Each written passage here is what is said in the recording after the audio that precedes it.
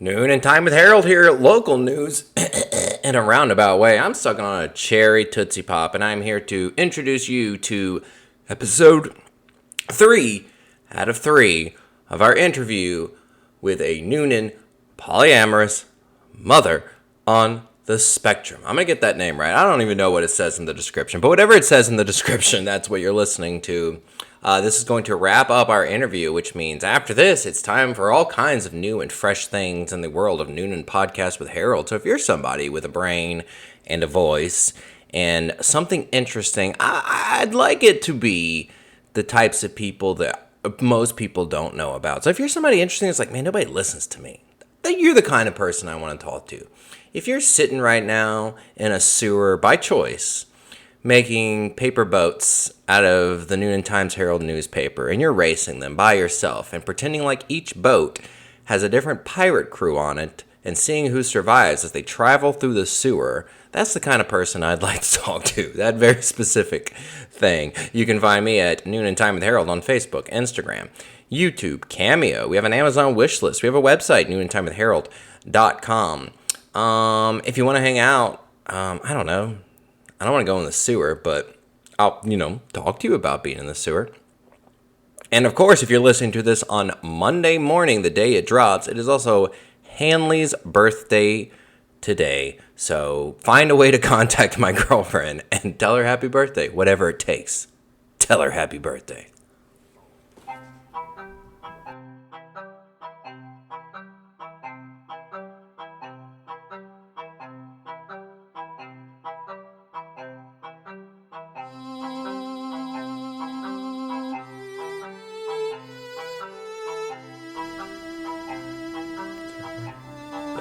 Okay.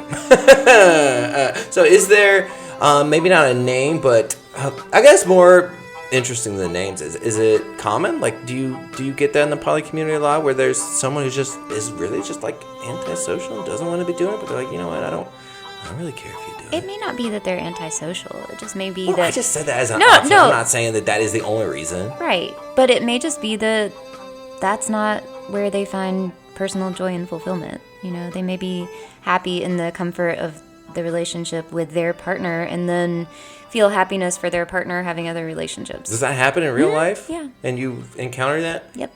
Okay.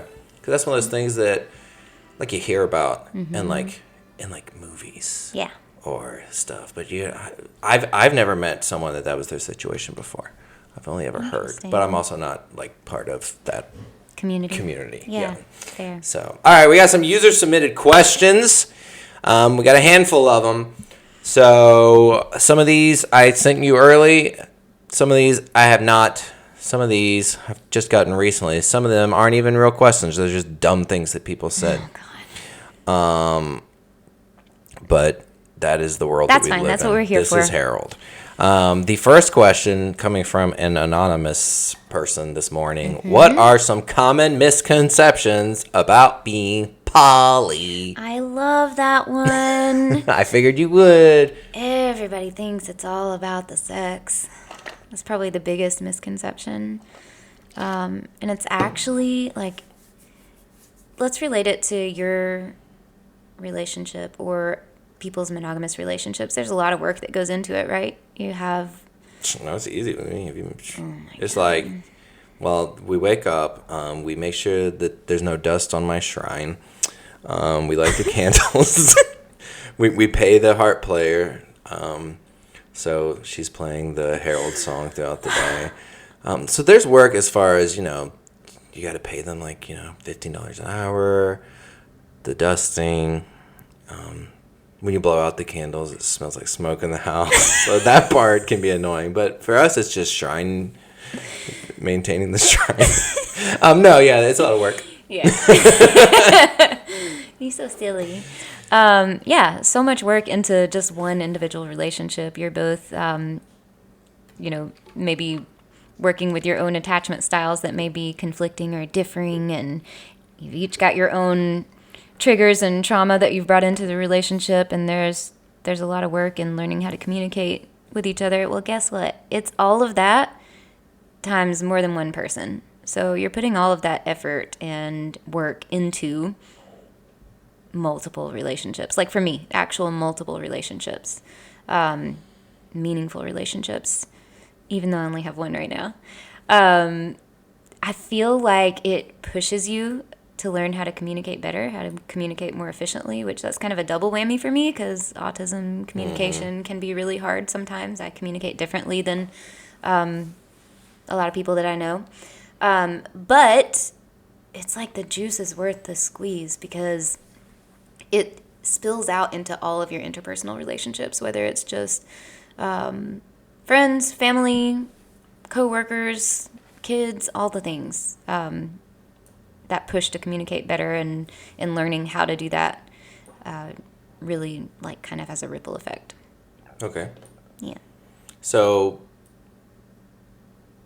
the common misconception, is there anything besides just all y'all want to do is have sex with a bunch of people? Do you feel like Other ones? Yeah, other misconceptions? Yeah, another misconception is STIs. There's this misconception that people who have sexual relationships with multiple partners have more STIs. But actually, in the poly community, it's kind of the opposite. We all have people that we love and care about that we want to keep safe. And so testing is a regular thing. It's not a taboo subject. You talk about those things prior to engaging in anything physical. And it's just part of the norm. Mm-hmm. And so for that reason, actually, statistically, STI rates are lower in the like ethical non-monogamy community than the non-ethical cheating. The people who couldn't risk being caught having bought condoms and, just being reckless out there, waving that thing around at everybody and waving that thing around at everybody. Yep. Okay, so and they're for sure not testing. How do you know? Because if that shows up under your explanation of benefits in the envelope at your house and your spouse opens it. Yeah. Is that how they give you your test results? No. They mail it to your house in an envelope? No, not the test results. What Do you is not this? get explanation of benefits? 1930? Yeah, well. Mary Beth. Getting closer every day. I just got a... Oh, my gosh. Are we talking politics Scratch it. No. No, we're not scratching nothing. All right, your next question. Do you have any more on that? I did actually make a list about that. Well, you smacking me with all the misconceptions about being... Nope, we covered it. Oh, okay. Well, not that big of a list. Look at that. All right. This question, this was posted publicly on the Facebook, so I will say who this is from. This is from David. He said, people believe polyamory is freeing, but it sounds like a lot more work requiring a lot more time. Is that right or wrong? It's a lot more work. Yeah, I kind of touched on that in the last question, but time is our finite resource. So that's kind of the most limiting factor really in polyamory is, when you have multiple people that you love and want to hang out with and spend time with, you still have the same amount of hours in the day. So time is an issue. Do you... I don't know exactly how to ask it. You don't... You being poly is not a choice, yeah? Do you feel like it's a choice? Or do you feel like it's... Not for me, no. I feel like this is my personal... Yeah. This is my personal opinion, but why... I don't want to have to deny potential chemistry because somebody else was there first that I do have chemistry with, right? Like, a lot of people talk about finding the one or their soulmate, and I think there's something to that, but I think there's a soulmate in every city. Like, you found this person because your geographical location... At least in Portland. Well, yeah. You found this person because your geographical location was pretty similar, and that's somebody that you click with, but probably would have found that if you lived in the next state over with somebody else. Yeah, that's fair. And so I think it's really freeing, to use that word, and fulfilling to me to be able to explore that chemistry and not have it kind of squashed down because somebody else had chemistry with me first. This is from an anonymous person. How did you tell your family about your poly relationships, and what were the reactions? I guess if you have told there we go. Family. No, I have not openly told all of my family. I've told my sister-in-law and my brother. My sister-in-law can't keep a secret, so my family probably knows, but but I haven't officially told them. I would if I had a partner if I wanted to bring 2 partners to a family thing, like if I had developed something meaningful, and I have had meaningful relationships, but I haven't gotten to the point where I wanted to bring more than one partner to meet family. So I think if and when that comes up, then that's the time to tackle that. But right now, no need. Okay. Were you pregnant when you were already poly or before, and how did you navigate that? I guess we kind of touched on it. We kind of did cover that, yeah. Always poly, monogamous marriage. I was monogamous for the 2 kids that I know of. But you probably know. Do you know people that wasn't their situation, where they were having babies with being poly and stuff? Yeah. Was there any wisdom or things that they learned? Oh, I almost outed my career. Don't do that. Nope, not going to do that. Oh, that's an interesting story, though. I'm going to tell you later. Okay. Sorry, that's on the Patreon. Just kidding. The Patreon. Oh, not a bad idea. I've been thinking about Patreon. What would you name it? Pay me, Ron. Wow. Lots of wows today. I'm counting the wows, you're counting the laughs. It'd be pay me, Ron. Okay, I get it. You get it? I like the play on words. So anybody who, if you donate, if you send me money, there's different tiers of Ron. So you can be Ron tier 1, Ron tier 2, and Ron tier 3, depending on how much money you pay. So like, pay me, Ron, period, and then pay me, Ron, exclamation mark. And then pay me, Ron, XOXO. Those are the different tiers. Yeah, that's going to be fun. Go just figure that out. I am a marketing god. Daddy Warbucks. Daddy Warbucks, baby. So, do you know anything about how they navigated it? It's a very niche. It is. So, I don't know. There might not be an answer to that. It just requires, honestly, a lot of vulnerability and communication. And those things don't mean that there's no... what's the word? No obstacles, rocky road, no difficulties. It's just a matter of, instead of kind of sweeping them under the rug, you kind of almost are forced to face them. You have to talk through them if you want to maintain the relationships. How often, this is a question that we didn't have, did people you've known, how often do you see it where people are like, yeah, we're poly, this is what we are, and then the first time it gets hard, they're like, never mind, no, we weren't? Yeah, that happens a lot. A lot. Yeah, because there's so much more to it than what people think. What's the advice there to help people or is it like, hey, you got to try it? If you think you need to try it, and then, or what is your Educate advice? yourself. There's a lot of good resources out there. There's some really good books. One that I really appreciate is Polysecure. Okay. It's by Jessica Fern, and it touches on attachment styles in relation to polyamory. What'd you call it? The book. A what?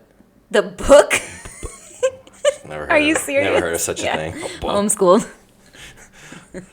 Continue. You interrupted me. What were we saying? You were talking about resources. Polysecure is a really good one. The Ethical Slut is a really good one. Actually, during the lockdown of COVID, my partner and I both read The Ethical Slut, and we each took our own notes. It was not his first time reading it. It was my first time reading it. Yes, such nerds. Oh, my God. I do the same with improv. Yeah.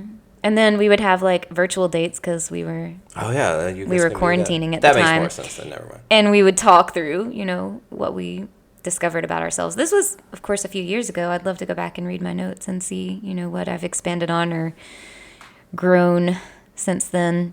Communication is sexy. Doing self-work is sexy. Identifying... Is this a book title, or are you just saying this? All right, because Communication is Sexy sounds like a book title. It sounds so much like a book title. You're going to look it up? I guarantee Communication is Sexy book. You think it's going to be one or not? Mm-mm. Communication is Sexy book. Here we go. It's called Conversation is Sexy. So close. But it is a book. Conversation is Sexy. Communicate on a higher level, connect on a deeper emotional level. It has 7 reviews on Amazon, 4.4 stars by Todd R. Reed. And this is what we're promoting. So close. Well, Todd, all of the Herald fans are he's gonna be like, wait a minute, how come 5 people bought my book?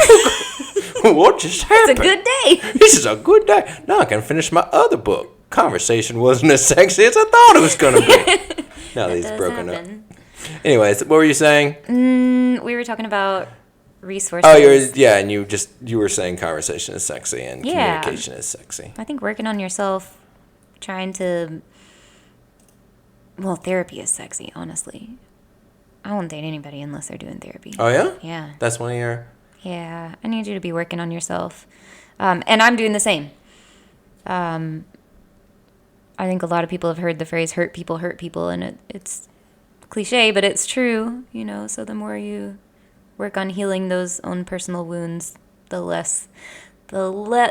the threshold for triggering those things that hurt the people you love. Doesn't mean it never happens. We're all human. All right, we got a silly question from Nick. Nick says, would you be open to Harold being in her polycule? Firstly, what's a polycule? Is that just the different people you're in the thing with? It's like the collection of people that you're involved with, whether directly or unilaterally. At one point, I had a polycule of 7, and I was dating the 3 men in the polycule. The other 2 were married, and I was friends with their wives, and then one of the men had another partner, and we would do like all kinds of family stuff together. We would do like cabin trips, holidays together. Is that what the kitchen table thing is then? Yeah, that's pretty kitchen table. Yeah, gotcha. It's just hanging out. There's kitchen table and there's garden party. What? Yeah. Is this serious? Yes, 100%. Garden party is more like your paths cross at birthdays throughout the year, like special significant events, versus like actually just all hanging out, which is more kitchen table. Gotcha. Okay. Because I've heard those terms and I didn't know exactly. You didn't even know about garden party. No, garden party. It sounds like you just made that up. Well, Google it. No, I'm reading about a book right now. So far, I've Googled conversation is sexy and how long does a white owl live, and I'm pretty okay with those being the 2 things that I have Googled. So give Nick a funny answer to his question. Would you be open to Harold being in the polycule? We do need a funny person right now. We're not funny. Whoa! Just kidding. Jeez, Ron likes me. Ron does like you. It's the same. Honestly, it's the same as any person. It's not just Harold. It's Why am I struggling on this question? That's so weird. Oh, you can't think of an answer. I mean, I have an answer. It's just getting it from here to there. From head to Let's mouth. start with one word at a time. Thank you. I appreciate you. Let me just write that down. I'm a great autism therapy. I love that. I just really like humans who are working on themselves and who are open in their... Oh, God. I'm struggling on this one. I had an answer for this earlier, too. We might just keep this. We can cut this part if you don't have an answer. I want to answer it, but okay. Just ask me again. All right. This question comes from Big Nick. Would she be open to you, Harold, being in her polycule? Well, and we talked about what a polycule is. Yes. Well, for sure, we need a funny one. We did talk about that. We need a funny one. Yeah. So I would be open to people who are open to that dynamic. But if Harold's not, then Harold's out. Yeah, Nick. Fuck God, you. Nick, Jesus. All right, this next question comes from Lorena. I met her recently. And I don't know if it's a typo, so the question doesn't make sense, or if it says, how many is in a polyamory exactly? Now, I don't know if she meant a polyamory exactly, and she's asking how many people is part of a polycule, which the answer would be whatever Varies, works. yeah. Or if she's making a joke, like polyamory. So what do you think? Nerd. Do you think she's making a joke? Well, that is like a nerdy thing about... Some people use the word polyamory and make jokes about it, but I don't always get jokes, so I can't help you much Is that supposed to be there. a joke? I think so. Oh, okay. What's the... That might be. Why is that funny, though? I don't know. We'll ignore that one, because either way, we know the answer. Yeah. So if it is a real question. This comes from Michael. My friend Michael. What's been the hardest part, and what's been surprisingly easy? I feel like we could talk about this one for a while. Yeah, probably. And let's go with in the more recent years? Because I think we touched on figuring out that Yeah. that's what it was. In the most recent years, what do you think is the hardest part? You know what? The hardest part is actually finding when you're non-monogamous as a woman, you get like so many messages on the dating apps, and it's like actually finding people who are genuine and real and not just trying to get laid. You know, there's a lot to sort through. Now, wouldn't you say that that's true for anyone on a dating app, though? Probably, but a lot of people equate non-monogamy to being easy and sleeping around a lot. That's fair. Probably a little bit more. And that's not really the case. Could be. Depends on what you're looking for. Yeah. But it That would be doesn't. true for anybody on a dating app. Right. Okay. So, hardest Like I part said, is you've had just way more sex in the past 24 hours past than me. 24 hours. Yeah. With one person. Didn't meet her on a dating app. Met her on a soul app Oh my God. called The Angel's deep. Song. We were both in two different Are you spots. serious? We were both in two different spots, and we both heard the same angelic song whispering in our I ear love this for you. that said, I thought I was singing a song, but I don't know. We're going to keep moving on. So the hardest part is just navigating gross guys. Yeah, there's a lot of that to deal with. We already also touched on one of the hardest things being time. You can't create more time. It just is. You're stuck with what you're stuck with. What's been surprisingly easy? It's been a while since we brought this up. What do you think are the hardest parts currently in more recent years about being poly and being autistic? You know what? There's a lot of crossover. Okay. So I have a friend now that I go on dates with. We're not in like a romantic relationship, who also is autistic, and that's kind of been a bright spot in my life because it's someone who there's like a level of understanding there, like of simple things like auditory sensitivities or what someone else may see as like rigid thinking, like specific ways that you want things done. And when I hang out with this person, it's just like, hey, I don't like that door open. And he's like, autism thing? And I'm like, yeah. And he's like, got it, closed it, you know? And it's just, there's so much comfort there. That's cool. I don't remember your question. But What is the hardest part? the dicks. The dicks Yeah, that's a joke. of being autistic? Oh, gotcha. Because penises That's get an autism hard. thing. I took it really literally. Your question. Did this just get weird? No, I was just Do you confused. get it? Well, I didn't know if you were giving me a real answer. Well, Just being I shy thought we about were it. still talking about poly and We are. What not is the autism, hardest so. part about being poly and autistic, like together? Oh And I guess God, you the kinda- amount of communication. It's like good and bad, right? Gotcha. It's good and difficult. Okay. Yeah.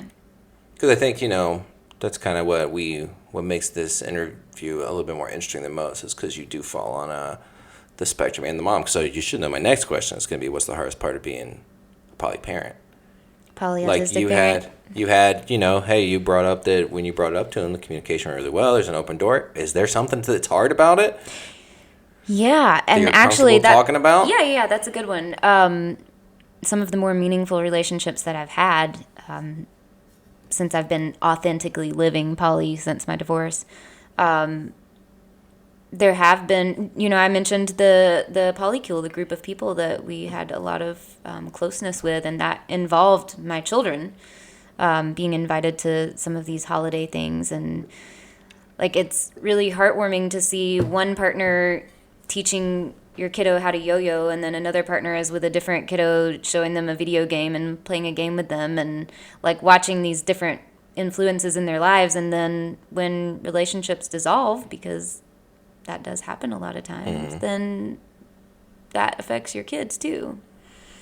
So it creates the need for some real frank conversations about incompatibility and incompatibility not being a failure, and relationships dissolving and having to move on, and navigating that in a healthy way with support and safety. Would that be a good word for that? I think people don't use the word safety enough. I do too. It's a good word to everybody needs it. So then taking those three specifics, what are like the easy parts of the part? Maybe easy is not the right way to word it, but just the parts that are really great and a lot better than you thought they would be about being an autistic and being a parent part of this and then just doing it. What's the part that was like, yeah, I've always known I was this and I have these kids and I'm autistic now, but this part's really cool about it. This one's kind of a little fun one, and I'm going to focus more on the polyamory side of it than everything else. But when you have more than one partner, you get to explore things with one person that maybe your other partner doesn't enjoy. And just to give like a very quick example, like I love roller coasters. My current partner does not. Well, he's right. Yeah. Roller coasters are. And so that's something that I might get to explore with another partner. That's a lot of fun. We may go on like roller coaster dates, and that's really cool. Roller coaster dates? Yeah, why not? Sounds like You the know worst. what? I used to go to Six Flags by myself a lot, and I would always get in the single rider line, and it was so much fun to see who you ended up next to, and like I flirted with a couple people that way. That was a lot of fun. I mean, I get that to an extent. Like, there are things that I like that I cannot find people. Like, pro wrestling is my thing. Love pro wrestling. My girlfriend will go to pro wrestling with me. She'll go to pro wrestling shows. I know some people that I can talk to on Facebook that like pro wrestling, but I don't have, like, a pro wrestling community. Like, people to hang out with. How could you set that up? I don't know.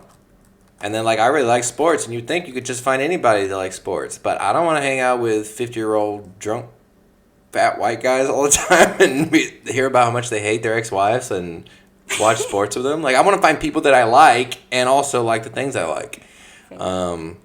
But I'm also someone who just likes doing things alone. So I'll watch my sports and my wrestling by myself. Well, look at you. So self-care. Whatever. I think one thing. Wait. I think one thing that's kind of difficult also is. We're going back to difficulty. Yeah. Good. Let's focus on that. Okay, sounds good. Is when you have chemistry with someone that you actually can't then explore because they may be in a totally different dynamic than you. They may not be. Yeah, but that's not life. A poly thing. That's a anything thing. Well, if you're a single person, to poly because. Yeah, but if you're a single person and you meet somebody who's not single, that's the exact same thing, right? What's the difference? It's true, except that you know that, like I know that there's another way. Right? Yeah, but the people that are single also know there's another way. Like, they know there's another way. They're just not doing it. Or I know that it's something that is a reality for me that may not be. How's that different than a single person being like, hey, the reality would be you're also single? I'm flipping you the bird. Take that question off the docket. No, that's staying. We're going to name the podcast episode called The Time Harold Was Right and Ella Was Wrong. Oh, that's funny. All right, last question. Oh, boy. This one's terrible. This is from Matt. Oh, God, Matt. Matt's question. What do pineapples mean to you? I mean, they're delicious. Do you like them on your pizza? I do eat them on pizza. That's his question. That's it. What is the deal with the upside down pineapples? It's just become like a symbol for people who are swinging or non-monogamous. I think it's kind of cheesy. I don't know. Why is the thing? Why is the symbol for whatever? I don't know. Can't think of anything. No. We don't do the why is the whatever. Give me an example, and I will explain exactly why. Test me here. Give me any symbol, any logo of anything in the world, and I will explain exactly why and what it means. Why is the logo for... You're just looking around the yes, room to find something. I don't know. I don't do well with on-the-spot questions like that.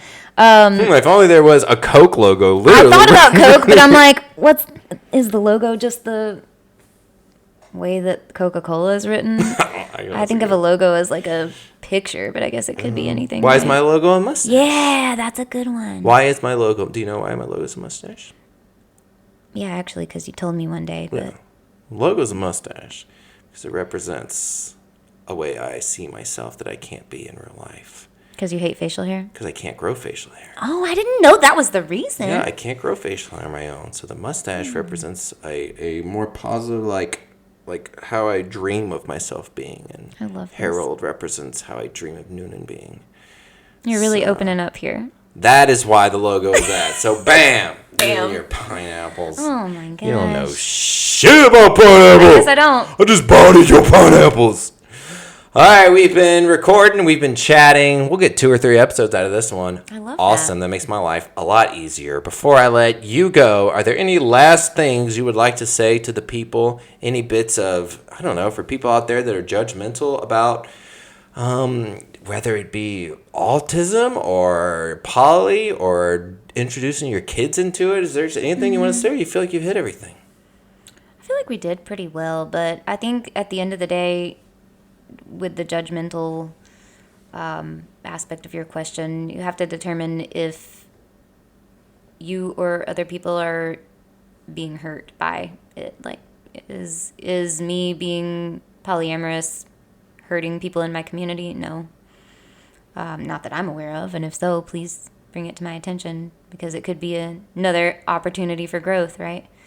Examining something that I thought I was doing right that I might have been, or might be able to improve on. I hate that question. What? That was a great answer. I don't hate the question. I just feel like I stumbled there. No, that's great. The thing I kind of want to end with is... Oh, I don't know what's about to happen. Oh, I didn't know you had like a special Yeah, ending plan. no. The thing that I want to end with is... Oh, here we go. It's not bad. It's good. I'm going to make it bad. Here we go. As an autistic individual, I feel like I have a lot more difficulty in expressing my thoughts and what I am actually trying to say verbally in conversation. I'm a lot better when I can sit and type something out. So what I would like to say is, if any viewers have questions or want me to expand on anything beyond the podcast after listening, I would be totally open to hearing those questions and maybe like writing some responses that you could share. Oh, so they would to further explain and understand. So you're asking them to contact Harold, and then Yeah. Harold has to contact you. Yes. And then you will write something up that I would then have to send to them and post. You don't have to send to them, but How would they find out it what could you be wrote? like you posted asking people for questions to the podcast. Be like, So you're basically after the Polyamory giving me podcast. chores. Yes. Well, thanks, Ella. I'm glad we ended the podcast, which I was going to do that anyway, so great, Oh, and perfect. I love that, but How would you have said it? Now that you told me to do it, well, you didn't even tell me to do it, you just said it's going to happen. Now that you gave me a chore, now you know what? I'm still going to do it, you know I won't. Thank you for being here. Thanks for having me. If you could give advice to your younger self that would be the worst advice possible, what would you tell them? Wear pineapples everywhere.